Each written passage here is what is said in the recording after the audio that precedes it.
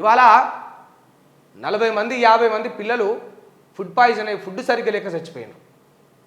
Government బళ్ళల్లో, government పాఠశాలలో, హాస్టళ్లలో, గురుకులాల్లో ఒక ఎడ్యుకేషన్ మినిస్టర్ లేడు.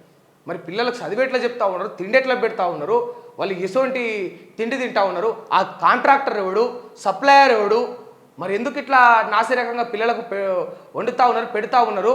మరి కలెక్టర్లకు ఆదేశాలు చేయడానికి ఒక మంత్రి లేకపోయే, స్పెషల్గా ముఖ్యమంత్రి దగ్గరనే పదవులు పెట్టుకుంటే ముఖ్యమంత్రి పని చూసుకోనికే టైం సరిపోదు కదా. సరిపోతుందా మీరు చెప్పుండ్రి. అట్లా సరిపోకనే కదా ముఖ్యమంత్రి గారు 8 మంది టన్నల్లో ఉన్నారా పోయిరా తెలియక పరిస్థితి ఉంటే వాళ్ళ దగ్గరికి పోలేకపోతా ఉండే. ఎందుకంటే he is very busy man in the state. అంతకు మించిన బిజీ పర్సన్ ఎవరు ఉంటారు? ఒక ముఖ్యమంత్రి పదవికి ఆయన అంత బిజీ అయిపోతే అడిషనల్గా ఆయనకు హోంశాఖ మంత్రి, అడిషనల్గా ఆయనకు విద్యాశాఖ మంత్రి ఎందుకయా? ఇంకా మిగిలిన 4 శాఖల మంత్రులు ఎందుకు? పంచితే అయిపోతుంది కదా.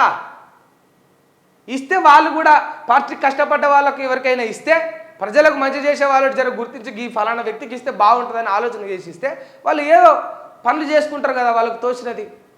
అట్లీస్ట్ ఒక మంత్రి ఉన్నట్టు అబ్బా కాన్సన్ట్రేషన్ చేస్తారా మా మీద భయం ఉంటుంది కదా.